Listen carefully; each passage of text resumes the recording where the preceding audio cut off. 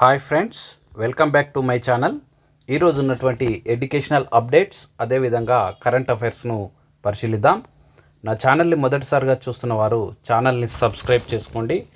అదేవిధంగా ఈ వీడియోను ఎక్కడ స్కిప్ చేయకుండా చివరి వరకు చూసే ప్రయత్నం చేయండి. ఎందుకంటే ఎన్నో ఎడ్యుకేషనల్ అప్డేట్స్ మరియు కరెంట్ అఫైర్స్ను అన్ని తెలుగు పేపర్లను చూసి కవర్ చేయడం జరిగింది.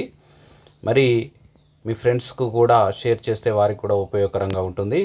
మరి అంతేకాకుండా మన ఛానల్లో ఉన్నటువంటి గ్రూప్స్కి సంబంధించిన క్లాసెస్ను కూడా విని వాటికి సంబంధించిన పీడిఎఫ్స్ను కూడా డౌన్లోడ్ చేసుకునే ప్రయత్నం చేయండి.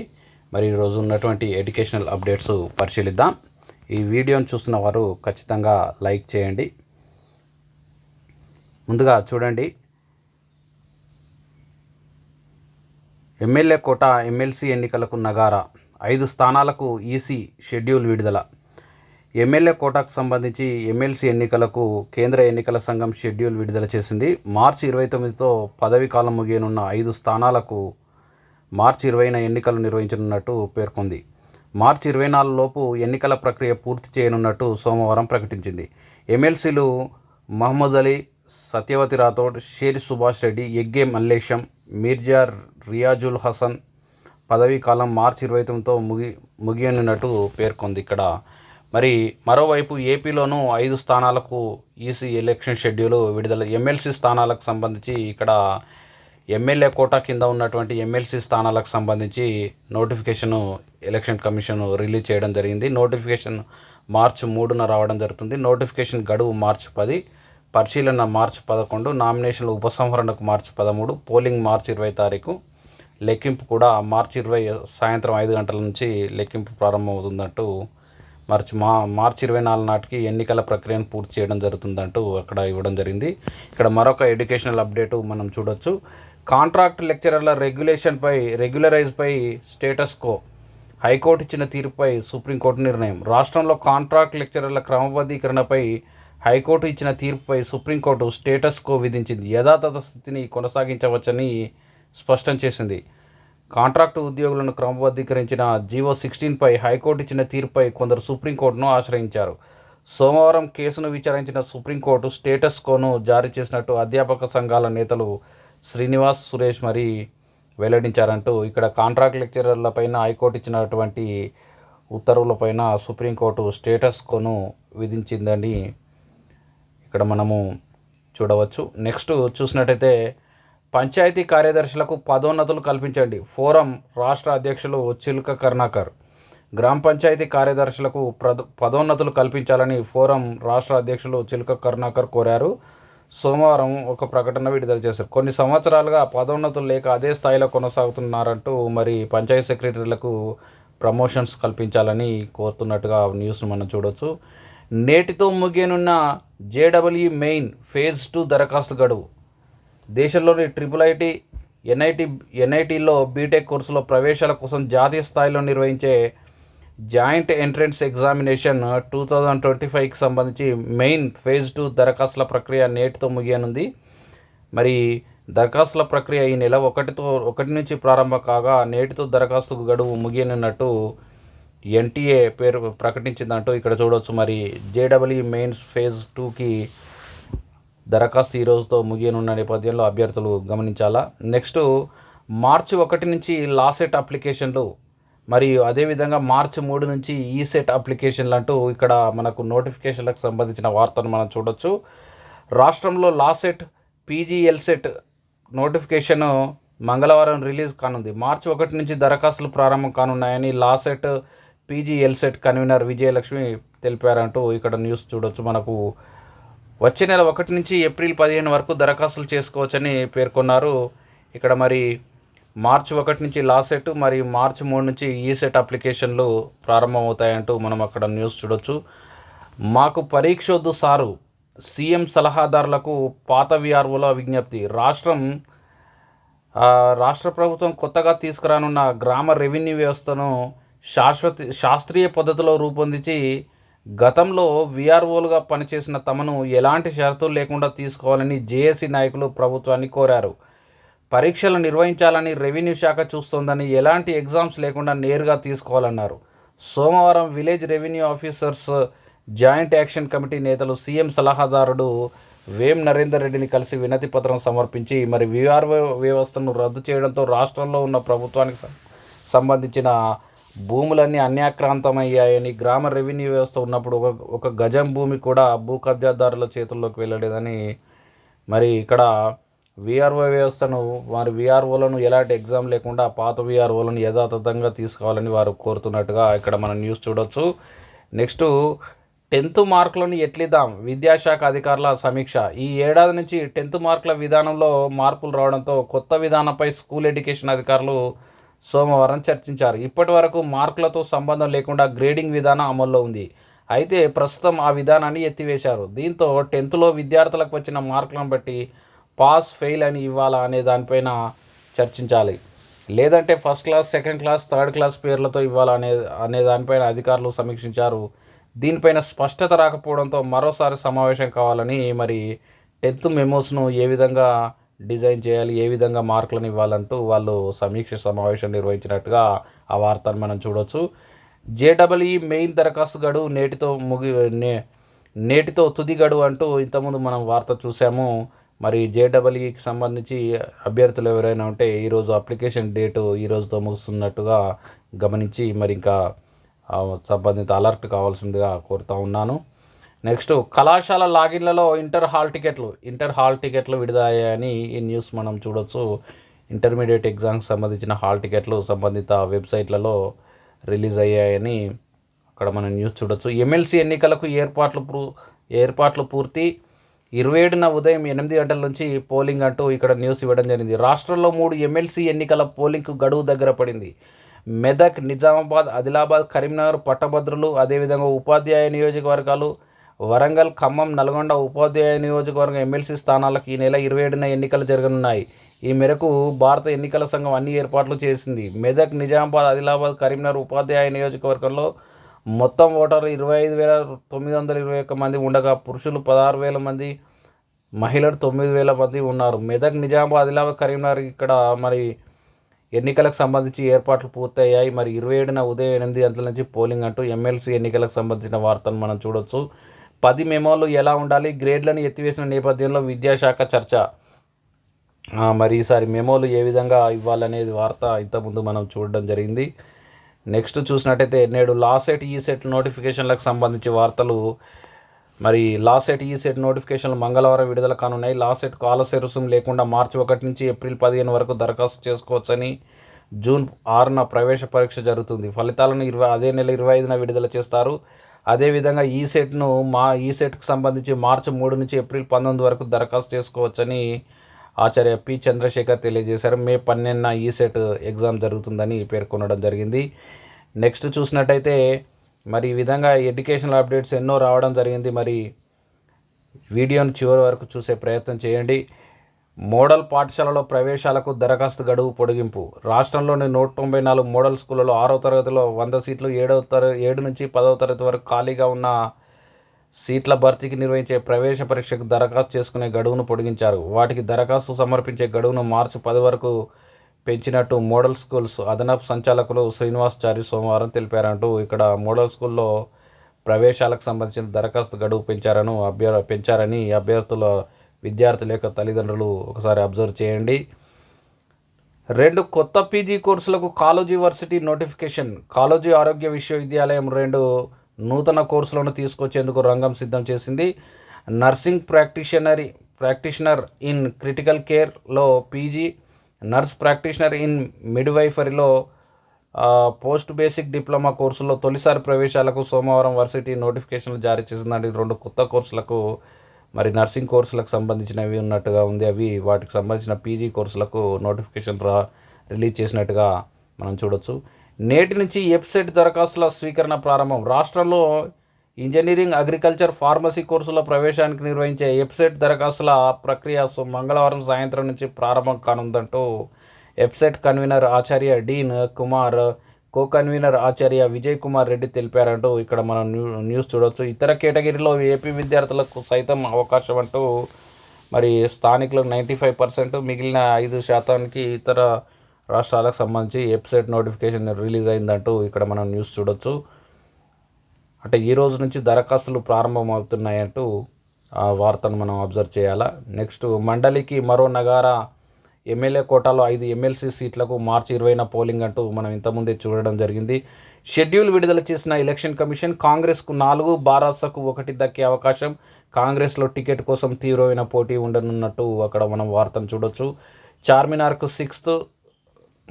గోల్కొండకు 6th, చార్మినార్కు 9th అంటే టాప్ 10లో హైదరాబాద్ చారిత్రక ప్రదేశాలు, అత్యధిక దేశీయ పర్యాటకుల సందర్శనతో రికార్డు. భారత పురావస్తు శాఖ నివేదిక వెల్లడి అంటూ ఇక్కడ న్యూస్ ఇవ్వడం జరిగింది. హైదరాబాద్ మహానగరానికి మణిహారంగా నిలుస్తున్న గోల్కొండ కోట, చార్మినార్లు పర్యాటక రంగంలో అరుదైన గుర్తింపు సాధించాయి. దేశంలోనే అత్యధిక పర్యాటకులు సందర్శించిన చారిత్రక ప్రదేశాల జాబితాలో చోటు సంపాదించుకున్నాయంటూ ఇక్కడ వార్త ఇవ్వడం జరిగింది. భారత పురావస్తు శాఖ ఆర్కియలాజికల్ సర్వే ఆఫ్ ఇండియా 2023-24 సంవత్సరంలో దేశీయ పర్యాటకులు సందర్శించిన టాప్ 10 ప్రదేశాల జాబితాను సోమవారం విడుదల చేయగా అందులో గోల్కొండ కోట 6వ స్థానంలో, చార్మినార్ 9వ స్థానంలో నిలిచాయి. ఆగ్రాలోని ప్రసిద్ధ తాజ్మహల్ ఈ జాబితాలో 61 లక్షల మంది దేశీయ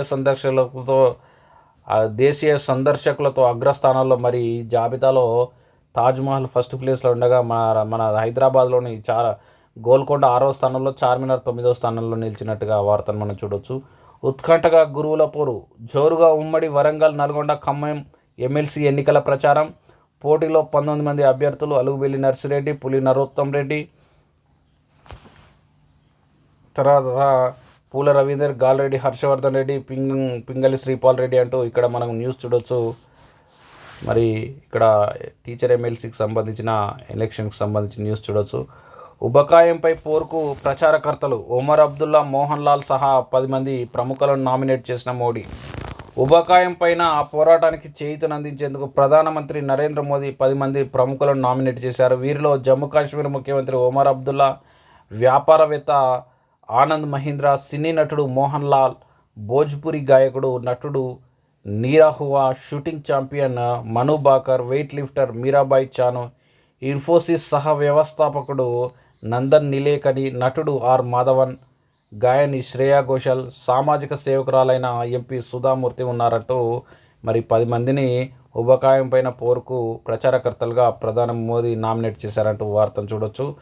అభివృద్ధిలో కలిసి రండి, బయోటెక్ హబ్గా హైదరాబాద్ స్థానం మరింత సుస్థిరం, పరిశ్రమల విస్తరణకు ప్రభుత్వ సహకారం ముఖ్యమంత్రి రేవంత్ రెడ్డి. ఇక్కడ చూడండి, తెలంగాణ రాష్ట్ర సర్వతోముఖ అభివృద్ధికి పరిశ్రమలు కలిసి రావాలని ముఖ్యమంత్రి రేవంత్ రెడ్డి పిలుపునిచ్చారు. రాష్ట్రంలో ఇప్పటికే లైఫ్ సైన్సెస్, ఫార్మా, బయోటెక్ రంగాల్లో అగ్రగామిగా ఉందని, $1 ట్రిలియన్ ఆర్థిక వృద్ధిని సాధించే లక్ష్యంతో అడుగులేస్తోందని చెప్పారు.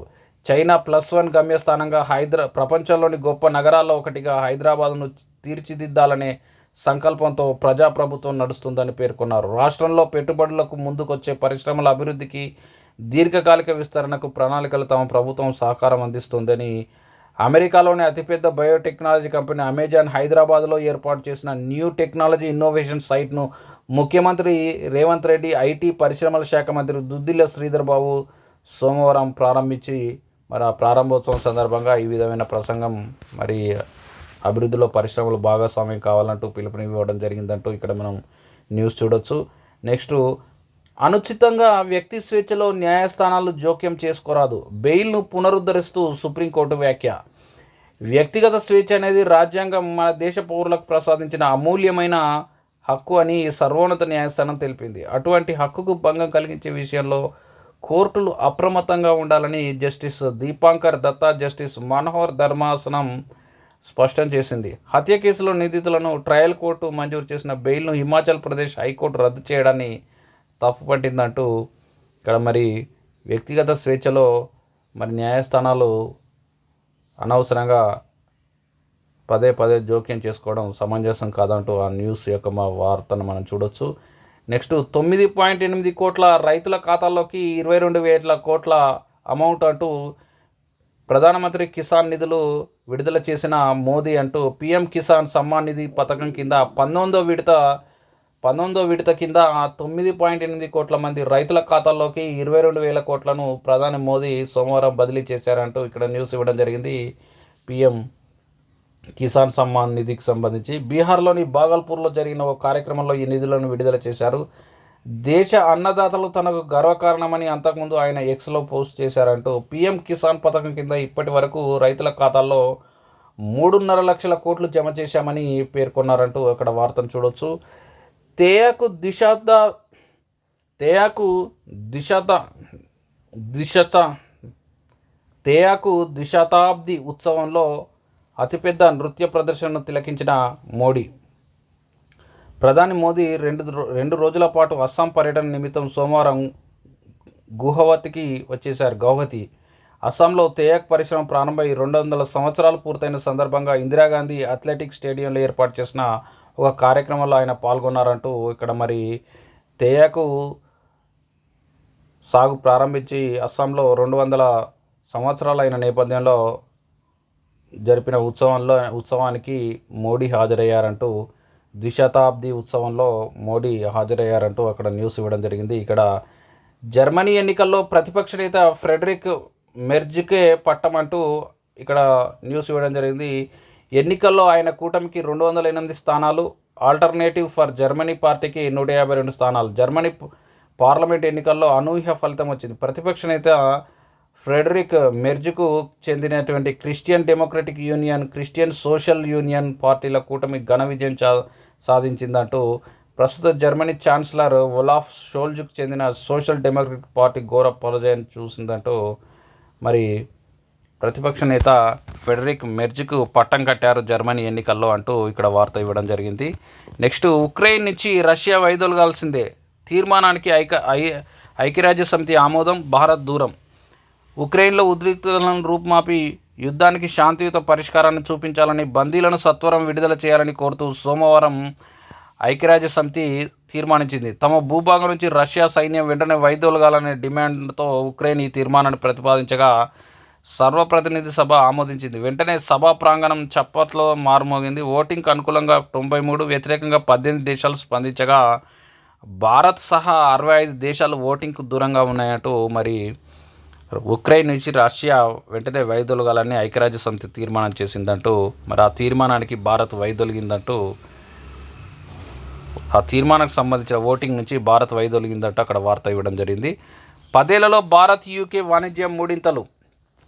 భారత్ యునైటెడ్ కింగ్డమ్ మధ్య ద్వైపాక్షిక వాణిజ్యం ప్రస్తుతం ఉన్నటువంటి $20 బిలియన్ నుంచి వచ్చే 10 ఏళ్లలో రెండింతలు లేదా మూడింతలు కానుందంటూ, ఇందుకోసమే స్వేచ్ఛ వాణిజ్య ఒప్పందంపై చర్చలు మళ్ళీ ప్రారంభమైనట్టు ఇరు దేశాలు సోమవారం ప్రకటించాయంటూ మరి వచ్చే 10 ఏళ్లలో భారత్ యునైటెడ్ కింగ్డమ్ మధ్య ఉన్నటువంటి వాణిజ్యము 2 రెట్లు లేదా 3 రెట్లు కావచ్చు. అందుకోసము స్వేచ్ఛ వాణిజ్య ఒప్పందం పైన చర్చలు ప్రారంభించారంటూ ఇక్కడ న్యూస్ ఇవ్వడం జరిగింది. చంద్రబాబును కలిసిన దగ్గుపాటి వెంకటేశ్వరరావు. సీఎం చంద్రబాబును ఉండవల్లిలో ఆయన నివాసంలో మాజీ మంత్రి దగ్గుపాటి వెంకటేశ్వరరావు సోమవారం కలిశారు. తాను రచించిన ఆది నుంచి నేటి వరకు పుస్తకావిష్కరణ కార్యక్రమానికి చంద్రబాబును ఆహ్వానించారు.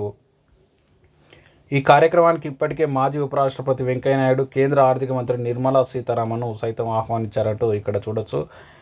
ట్యాంక్ బండ్పై ఈశ్వరీబాయి విగ్రహం. ప్రజా సమస్యలపై ఎనలేని పోరాటం చేసిన వ్యక్తి ఈశ్వరీబాయి అని మాజీ మంత్రి, ఆమె కూతురు గీతారెడ్డి అన్నారు. ట్యాంక్ బండ్పై త్వరలోనే ఈశ్వరీబాయి విగ్రహం ఏర్పాటు చేయనున్నట్లు ఆమె ప్రకటించారు.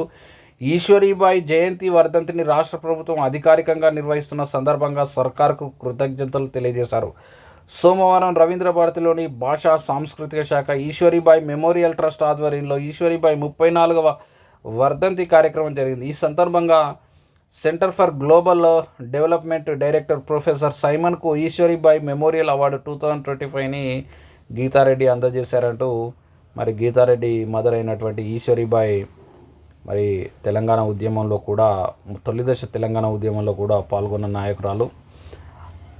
ఆర్థిక రంగంలో భారత్ సూపర్ పవర్. ప్రధాని నరేంద్ర మోదీ. ఆర్థిక రంగంలో శరవేగంగా భారత్ అభివృద్ధి చెందుతుందని, ఈ అంశాన్ని మనం చెప్పుకోవడం కాదని ప్రపంచ బ్యాంక్ ప్రకటించిందని ప్రధాని నరేంద్ర మోదీ అన్నారు.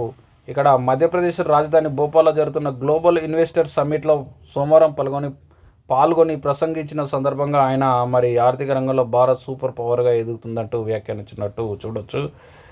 వరల్డ్ బయోటెక్ హబ్గా హైదరాబాద్. ప్రపంచంలోని గొప్ప నగరాల్లో ఒకటిగా తీర్చిదిద్దుతాం. పెట్టుబడులకు వచ్చేవారికి రాష్ట్ర ప్రభుత్వం సహకారం. $1 ట్రిలియన్ జీడీపీఏ లక్ష్యం, ఆ దిశగా అడుగులు. ఆమ్జేన్ ఇన్నోవేషన్ సైట్ ప్రారంభోత్సవంలో సీఎం రేవంత్ రెడ్డి అంటూ అమెజాన్ అనకుండా ఇక్కడ అమ్జాన్ అని ఇవ్వడం జరిగింది. సో మరి ఇంతకుముందు చూసాము ఆ న్యూస్. నేటి నుంచి బయో ఏషియా సదస్సు హైటెక్ సిటీలో 2 రోజుల పాటు కొత్త ఆలోచనలు ఆవిష్కరణలకు వేదిక. హెల్త్ కేర్ లైఫ్ సైన్సెస్ రంగాలపైన ఫోకస్. 50 దేశాలు 3,000 మంది ప్రతినిధుల రాక. హైదరాబాద్ ఇన్నోవేషన్ జోన్ ప్రత్యేకంగా ఇన్నోవేషన్ జోన్ ఏర్పాటు ప్రారంభించనున్న సీఎం రేవంత్ రెడ్డి అంటూ ఇక్కడ ఇవ్వడం జరిగింది. హైదరాబాద్లోని హైటెక్ సిటీలో గల ఇంటర్నేషనల్ కన్వెన్షన్ సెంటర్లో నేడు రేపు బయో ఏషియా సదస్సు జరగనుంది. మరి ప్రపంచ దేశాల నుంచి అనేక దేశాల నుంచి మరి ఈ సందర్భంగా ప్రతినిధులు హాజరు కానున్నారు. ప్రతి సంవత్సరం బయో ఏషియా సదస్సు హైదరాబాద్లోనే జరుగుతుంది. 1600 మంది యుఎస్ఎయిడ్ ఉద్యోగులపై వేటు. అమెరికా అధ్యక్షుడు ట్రంప్ సంచలన నిర్ణయం. అమెరికా అధ్యక్షుడు డొనాల్డ్ ట్రంప్ మరో సంచలన నిర్ణయం తీసుకున్నారు. US agency for international development ఉద్యోగులపై వేటు వేశారు. 1600 మందికి పైగా ఎంప్లాయీస్ను తొలగిస్తున్నట్టు ప్రకటించారు. అలాగే మరికొంతమంది ఉద్యోగులకు వేతనంతో కూడిన బలవంతపు సెలవులు ఇచ్చి పంపించారు. ఈ మేరకు సదరు ఉద్యోగులకు నోటీసులు జారీ చేశారంటూ ఇక్కడ మరి యుఎస్ ఎయిడ్కి సంబంధించిన 1600 ఉద్యోగులను తొలగించినట్టుగా న్యూస్ ఇవ్వడం జరిగింది. తలసరిలో ప్రథమ స్థానంలో నిలిచిన రంగారెడ్డి జిల్లా సగటున 11.46 లక్షల రాబడి. దేశంలోనే అత్యధిక వార్షిక ఆదాయం. ఐటీ, ఫార్మా, రియల్ పెట్టుబడులు పుష్కలంగా ఉపాధి అవకాశాలు అంటూ ఇక్కడ చూడొచ్చు. దేశంలోనూ అత్యధిక తలసరి ఆదాయం కలిగిన జిల్లాల జాబితాలో మన రంగారెడ్డి జిల్లా ప్రథమ స్థానంలో నిలిచిందంటూ 2023-24 తలసరి సగటు ఆదాయము 11.46 లక్షలుగా తేలింది. ఆ తర్వాతి స్థానాల్లో హర్యానాలోని గుర్గాం సెకండ్ ప్లేస్లో ఉండగా కర్ణాటకలోని బెంగళూరు 8.93 లక్షలతో థర్డ్ ప్లేస్. యూపీలోని గౌతమ్ బుద్ధ నగర్ ఫోర్త్. అదేవిధంగా హిమాచల్ ప్రదేశ్లోని సోలాను ఆ విధంగా మరి తలసరి వార్షిక ఆదాయంలోనూ తెలంగాణలోని జిల్లా టాప్లో నిలిచిందంటూ మరి ఆ తర్వాత స్థానంలో రంగారెడ్డి తర్వాత స్టేట్లో హైదరాబాద్, సంగారెడ్డి, మేడ్చల్, నల్గొండ జిల్లాలు ఉన్నాయంటూ ఆ విధంగా మరి రియల్ ఎస్టేటు, ఫార్మా రంగాల వల్ల ఆ విధమైన ఆదాయాలు లభిస్తున్నాయంటూ ఇక్కడ చూడొచ్చు. నెక్స్ట్, కనీస అభ్యసన సామర్థ్యాల సాధనకు ఆర్టిఫిషియల్ ఇంటెలిజెన్స్. ప్రభుత్వ ప్రాథమిక పాఠశాలలోని స్లో లెర్నర్స్ కోసమే 6 జిల్లాల్లోని 6 పాఠశాలలో పైలట్ ప్రాజెక్టు ప్రారంభం అంటూ ఇక్కడ చూడవచ్చు. నెక్స్ట్ చూస్తే సర్కార్ బడిలోని ప్రాథమిక విద్యార్థుల్లో కనీస అభ్యసన సామర్థ్యాలను పెంచేందుకు ప్రభుత్వం ఆర్టిఫిషియల్ ఇంటెలిజెన్స్ని జోడించింది. మెదక్ డిఈఓ రాధాకిషన్ సోమవారం బూరుగుపల్లి, మాసాయిపేట, తూప్రాన్, కాళ్ళకల్, నర్సాపూర్, నిజాంపేట ప్రాథమిక పాఠశాలలో ఈ ప్రోగ్రాంను ప్రారంభించారు. మెదక్తో పాటు మరో 5 జిల్లాల్లోని 30 పాఠశాలలను పైలట్ ప్రాజెక్ట్ కింద మరి స్కూల్ ఎడ్యుకేషన్లో ఆర్టిఫిషియల్ ఇంటెలిజెన్స్ను ఉపయోగిస్తున్నట్టుగా వార్తను చూడొచ్చు. నెక్స్ట్, అంతర్జాతీయ మహిళా సదస్సుకు నగరం ఆతిథ్యం. అంతర్జాతీయ మహిళా సదస్సుకు నగరం ఆతిథ్యం ఇవ్వండి. కాన్ఫెడరేషన్ ఆఫ్ ఉమెన్ ఎంటర్ప్రెన్యూర్స్ ఆధ్వర్యంలో ఈ నెల 28 మార్చి 1వ తేదీలో గచ్చిబౌలిలోని ఇంజనీరింగ్ స్టాఫ్ కాలేజీలో women's international summit on entrepreneurship B2B expo 2025ని నిర్వహించనున్నారంటూ మరి అంతర్జాతీయంగా ఒక మహిళా సదస్సుకు హైదరాబాదు ఆతిథ్యం ఇవ్వనున్నట్టుగా ఇక్కడ వార్తను మనం చూడొచ్చు. నెక్స్ట్ చూసినట్టయితే నలిమెల భాస్కర్కు జాతీయ అవార్డు ప్రదానం.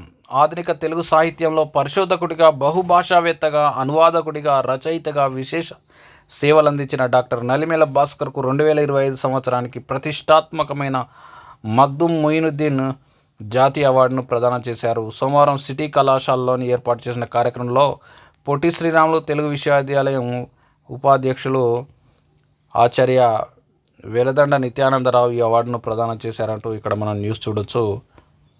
నెక్స్ట్, బ్రాహ్మణ విద్యార్థులకు ఉచితంగా సివిల్స్ కోచింగ్. బ్రాహ్మణుల సాధికారత, విద్యా ఉపాధి అవకాశాల లక్ష్యంగా బ్రాహ్మణ అధ్యయన కేంద్రాన్ని ఏర్పాటు చేసినట్టు మాజీ సిపిఆర్ఓ వనం జ్వాల నరసింహారావు తెలిపారంటూ ఇక్కడ మరి ఈ కేంద్రం కార్యాచరణ విధి విధానాలపై సోమవారం శ్రీనగర్ కాలనీలో ఆయన మాట్లాడుతూ మరి ఆ బ్రాహ్మణ విద్యార్థులకు ఉచిత సివిల్స్ కోచింగ్ నిర్వహిస్తున్నట్టు అక్కడ మనం న్యూస్ చూడొచ్చు. మీ సేవా ఉద్యోగుల సమస్యలను పరిష్కరించండి. 3 ఏళ్లుగా వార్షిక బోనస్ లేదు. మార్చి 1వ తేదీ నుంచి సమ్మెలోకి వెళ్తాం. మీ సేవ ఈఎస్డి కమిషనర్ టి రవికిరణ్కు మీ సేవ ఎంప్లాయీస్ యూనియన్ వినతి అంటూ అక్కడ న్యూస్ ఇవ్వడం జరిగింది. మీ సేవ ఉద్యోగుల యొక్క సమస్యలు పరిష్కరించండి అంటూ వారు కోరుతా ఉన్నారు. నెక్స్ట్, ఛాంపియన్స్ ట్రోఫీకి ఉగ్రముప్పు, విదేశీయుల కిడ్నాప్కు కుట్ర, పాక్ నిఘా వర్గాల హెచ్చరిక, ఇస్లామిక్ స్టేట్ ఖొరాసన్ ప్రావిన్స్ నుంచి ఒక ముప్పు పొంచి ఉందని ఐసీసీ ఛాంపియన్స్ ట్రోఫీ 2025 టోర్నీకి హాజరవుతున్న విదేశీయులను డబ్బు డిమాండ్ కోసం అపహరించాలన్న వ్యూహం పన్నుతున్నట్టు సమాచారం ఉందని పాకిస్తాన్ ఇంటెలిజెన్స్ బ్యూరో పిఐబి హెచ్చరించిందంటూ ఈ ఉగ్ర సంస్థ ప్రత్యేకంగా చైనీసు, అరబ్ జాతీయులను లక్ష్యం చేసుకుంటుందని, ఆ దేశాల నుంచి సందర్శకులు తరచూ ఉపయోగించే రేవులు, విమానాశ్రయాలు, కార్యాలయ, నివాస ప్రాంతాలను సర్వే చేస్తుందంటూ బ్యూరో తెలిపింది. మరి ఛాంపియన్స్ ట్రోఫీకి వచ్చినటువంటి ఆ మ్యాచ్లను చూడడానికి వచ్చిన విదేశీయులను కిడ్నాప్ చేసే లక్ష్యంగా మరి వారు కుట్ర పన్నుతున్నట్టుగా ఇక్కడ నిఘా వర్గాలు హెచ్చరిస్తున్నాయి. మరి పాకిస్తాన్ దేశంలో దాదాపు 1996 వరల్డ్ కప్ తర్వాత మొట్టమొదటిసారిగా ఒక ఐసీసీ టోర్నీ, దాదాపు ఒక 30 ఏళ్ళ తర్వాత ఐసీసీ టోర్నీ జరుగుతుంది. మరి దానికి కూడా ఉగ్రముప్పు ఉంది అని అంటే ఇక మరి చూడాలా. నెక్స్ట్ చూస్తే కొన్ని కరెంట్ అఫైర్స్ బిట్స్ ఇవ్వడం చూద్దాం. లదాఖ్లోని పాంగోంగ్లో భారత సైన్యం ఇటీవల ఎవరి విగ్రహాన్ని ఆవిష్కరించిందంటే ఆన్సర్ ఛత్రపతి శివాజీ. అమెరికా మాజీ అధ్యక్షుడు జిమ్మీ కార్టర్ ఇటీవల తన స్వస్థలమైన జార్జియా రాష్ట్రంలోని ప్లెయిన్స్లో మరణించారు. ఈయన అమెరికాకు ఎన్నో అధ్యక్షుడిగా సేవలు అందించారంటే 39వ అధ్యక్షుడిగా. 2024లో గూగుల్లో అత్యధికంగా శోధించిన టాప్ 3 గేమ్స్గా ఏవి వార్తల్లో నిలిచాయంటే connections, Palworld, infinite craft. Changing India పుస్తకాన్ని ఎవరు రచించారంటే మాజీ ప్రధాని దివంగత మన్మోహన్ సింగ్ చేంజింగ్ ఇండియా అనే పుస్తకాన్ని రచించారంటూ గుర్తుంచుకోవాలా. ఇంతటితో ఈరోజు ఉన్నటువంటి ఎడ్యుకేషనల్ అప్డేట్స్, కరెంట్ అఫైర్స్ను పూర్తి చేయడం జరిగింది. ఈ వీడియోని చూస్తున్న వారు లైక్ చేసి ఛానల్ని సబ్స్క్రైబ్ చేసుకొని అదేవిధంగా మన ఛానల్ని సపోర్ట్ చేయండి. ఎందుకంటే ఎన్నో 2-3 అవర్స్ పేపర్స్ అన్నీ అబ్జర్వ్ చేసి ఈ విధమైన ఎడ్యుకేషనల్ అప్డేట్స్ అందించడం జరుగుతుంది. ఇంతటితో ఈ క్లాస్ ముగిద్దాం. నెక్స్ట్ క్లాస్లో మళ్ళీ కలుద్దాం ఫ్రెండ్స్. All the best.